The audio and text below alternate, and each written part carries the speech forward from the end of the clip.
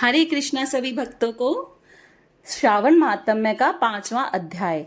ईश्वर ने कहा, सनत कुमार, कोटि लिंग का महात्म्य तथा पुण्य का विधान नहीं कहा जा सकता। जब एक लिंग महात्म्य की कथा कहना असंभव है तो कोटि लिंगों की महात्म्य को कौन कह सकता है।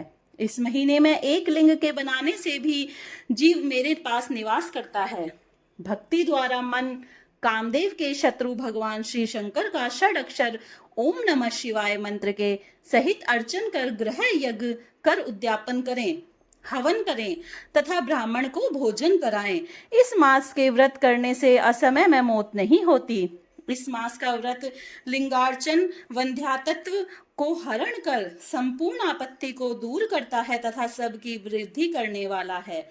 जो प्राणी पंचामृत से श्रावण मास से अभिषेक करता है वह इस देह को छोड़ कैलाश में मेरे नजदीक आकर एक कल्प तक निवास करता है। वह प्राणी पंचामृत पीने वाला, गौ तथा धन आदि से युक्त अधिक मधुर भाषी त्रिपुरासुर हंता श्री शंकर प्रिय होता है।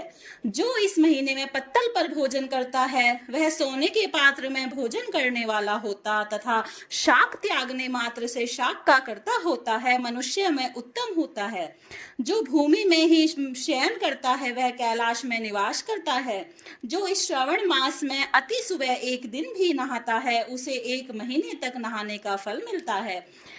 इस महीने में जितेंद्रिय होने से इंद्रिय जन्य बल प्राप्त होता है। इस महीने में सफटी मणि, पाषाण, मिट्टी तथा मरकत मणि निर्मित शिवलिंग में या पीतल आदि चंदन निर्मित शिवलिंग में या स्वयं उत्पन्न या बनाए हुए या पिसान निर्मित या पीतल आदि चंदन मक्खन या किसी निर्मित शिवलिंग में एक बार अर्चन करने मात्र से 100 ब्रह्म हत्या भस्म हो जाती हैं। सूर्य ग्रहण, चंद्र ग्रहण, अन्य किसी सिद्ध क्षेत्र में लक्ष्य जप करने से जो सिद्धि कही गई है वह इस महीने में सिद्धि एक बार जप करने से मिल सकती है। दूसरे समय में किए गए नमस्कार तथा पर दक्षिणा से जो 1000 का फल मिलता है वह फल इस महीने में एक बार करने मात्र से मिल सकता है। मुझे प्रिय, इस श्रावण महीने में वेद पारायण करने पर सब वेद मंत्रों की अच्छी तरह सिद्धि हो सकती है। इस महीने में बिना पुरुष सूक्त पाठ के एक दिन भी ना बितावें। जो इसको अर्थवाद मात्र कहता है वह प्राणी नरक हो जाता है। समिधा, चरु, तिल और घी से गृह यज्ञ करें। धूप, गंध, पुष्प, नैवेद्य आदि के भेद द्वारा अर्चन करें। शंकर के रूपों का यथोचित ध्यान कर शक्ति द्वारा कोटि होम, लक्ष्य होम और अयुत हवन करें। तिलों के व्याहति मंत्रों में से हवन करें। इसी को गृह यज्ञ नाम कहा गया है।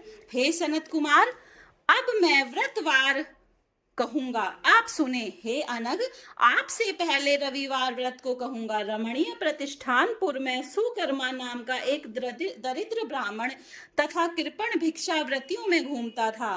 एक दिन सुकर्मा ब्राह्मण ने धान्य भिक्षा के लिए तिष्ठानपुर में घूमते हुए किसी गृहस्थ के घर में स्त्रियों को देखा। वे स्त्रियां आपस में मिलजुल कर रविवार के उत्तम व्रत को कर रही थीं। उसी समय उस ब्राह्मण को देख उन स्त्रियों के अर्चन को जल्दी ही ढक दिया। उस ब्राह्मण देव ने उस स्त्रियों से अर्चन विधि को जानने की जिज्ञासा की। हे साध्वी स्त्रियों, आप सबने क्यों इस व्रत को ढक दिया? आप दयालु हैं, मुझ पर कृपा करें।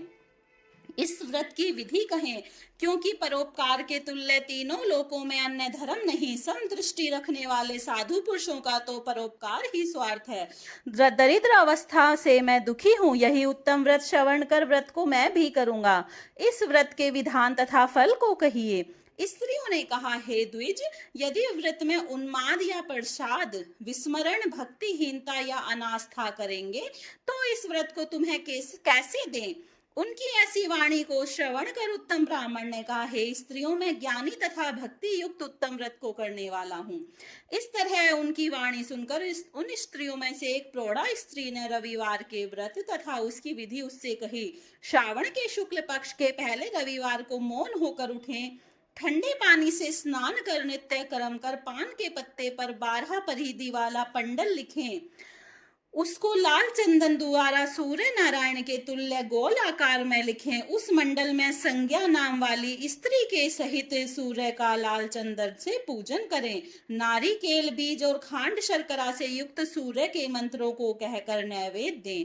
सूर्य के 12 मंत्रों द्वारा स्तवन करें, 12 बार नमस्कार करें, 12 बार पर दक्षिणा करें और 6 सूत को एक में मिलाकर उसमें 6 ग्रंथि लगावें।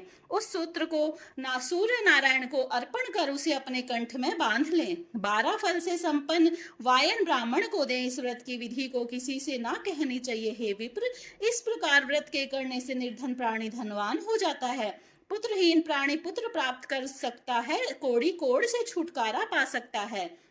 हे विपेंद्र, विशेष क्या कहा जाए। साधक जिस वस्तु की अभिलाषा करता है वह सब इस व्रत के प्रभाव मात्र से प्राप्त कर लेता है। इस तरह व्रत के प्रभाव श्रावण मास में 4 रविवार या 5 रविवार व्रत करें। व्रत की संपूर्ण फल की इच्छा के लिए उद्यापन करें। हे विपेंद्र, इस प्रकार व्रत करने मात्र से सिद्धि होती है। वह ब्राह्मण उन साध्वी स्त्रियों को नमस्कार कर अपने घर चला आया। जैसा सुनकर वह घर आया था वैसी सब विधि द्वारा उस व्रत को अपनी दोनों कन्याओं को भी व्रत विधि बताई। उस व्रत को सुनने से और अर्चन तथा दर्शन मात्र से दोनों कन्याएं देवांगना के तुल्य व्रत विधि के प्रभाव मात्र से सुंदर हो गईं। उसी दिन से उस विप्र के घर में लक्ष्मी निवास करने लगी। अनेक रास्तों से, अनेक निमित्तों सहित वह ब्राह्मण उस दिन से लक्ष्मीपति हो गया। किसी राजा ने उसी ब्राह्मण के घर के समीप रास्ते से होकर निकलते हुए अति सुंदर उन दोनों कन्याओं को बरामदे या खिड़की पर बैठे देखा। दोनों कन्याएं अपनी देह के अवयवों से त्रैलोक्य के संपूर्ण उत्तम चीजों को तथा कमल और चंद्रमा को भी अपमानित करती थी। उन बालिकाओं को देखने से राजा मोहित हो क्षण भर वहां स्थिर हो गया। राजा ने ब्राह्मण को बुलाकर उन दोनों बालिकाओं के लिए याचना की। ब्राह्मण ने भी प्रसन्न हो दोनों बालिकाओं को राजा को दे दिया। वे दोनों बालिकाएं राजा के स्वामित्व के रूप में प्राप्त कर प्रसन्न हो गईं। प्रसन्नचित हो बालिकाएं इन व्रत के प्रभाव से पुत्र पौत्र आदि से युक्त हुई। हे मुने, बड़े अभियुद्ध को करने वाले इस व्रत को आपसे कहा। इति पंचम अध्याय समाप्तम। राधे राधे।